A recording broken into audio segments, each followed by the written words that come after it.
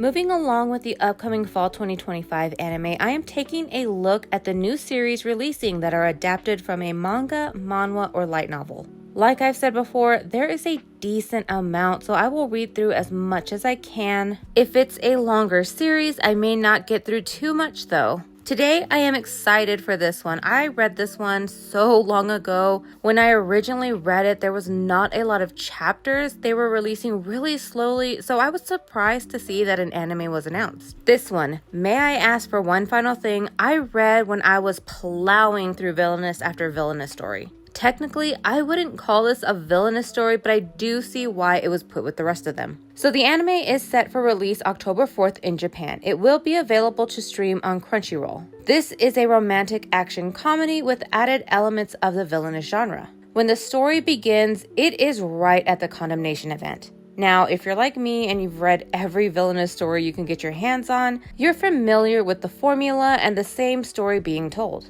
This one isn't far off from that, but what is different is the main character. No, it is not an isekai, transmigration, reincarnation. It is just a fantasy villainous story. Would highly recommend watching the trailers for this one if you are curious and want to know more, but I do think it would be nice to go into this one completely blind. I think it's hard not to be spoiled on what the main character is really like, but if you can avoid it, I think the surprise is fun. When I first read the manga, I really enjoyed it. I only stopped because there were no more chapters at the time and it was releasing so slowly, so I just didn't go back. I did forget about it, but I would think about it from time to time. Moving more into discussing the manga, I'm not going to get into spoilers just yet, but I will let you know when I do. Now, I did find 8 volumes of the light novel available for purchase, but I do not know if they are an official copy. I am assuming they are though. For the manga, I am not familiar with this app, but I did find the series on a site called Alpha Manga.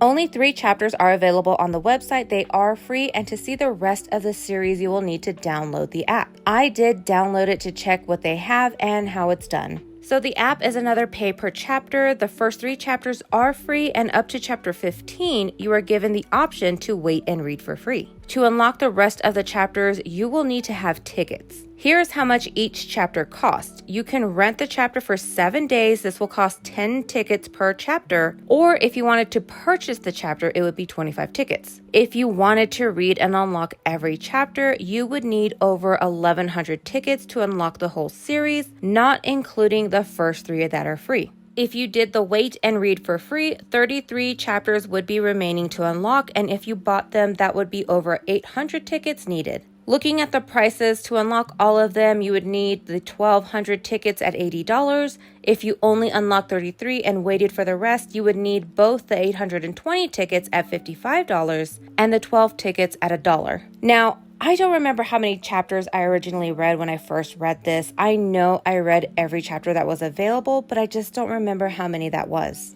I know it was double digits, but that's about it. I do remember a good bit of it though, but for now I just read a few chapters to refresh my memory. I didn't want to spoil too much, otherwise I would have read a lot more.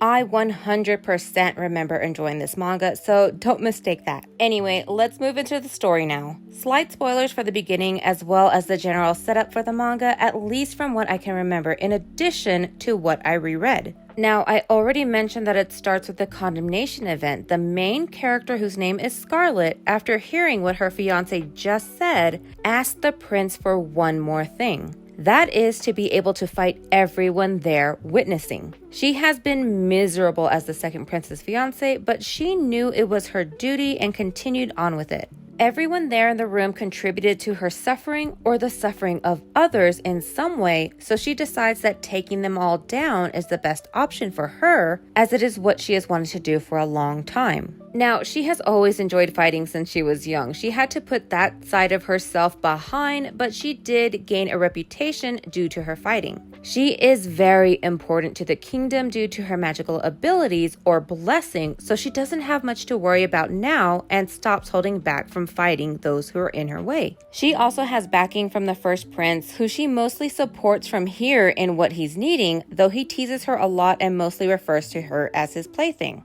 I do want to continue reading this manga. It won't be right now, but I will pick it up soon. Overall, this is a really good series. I do anticipate the anime doing pretty well. This story isn't uncommon, but it is done in a less common way, and I think a lot of people are looking for those different stories. I would certainly recommend giving the anime a try. Only time will tell how well it is adapted, but the trailer does look promising. Anyway, thank you for watching this video. Check out the description for links to this model and any images used. Okay, bye.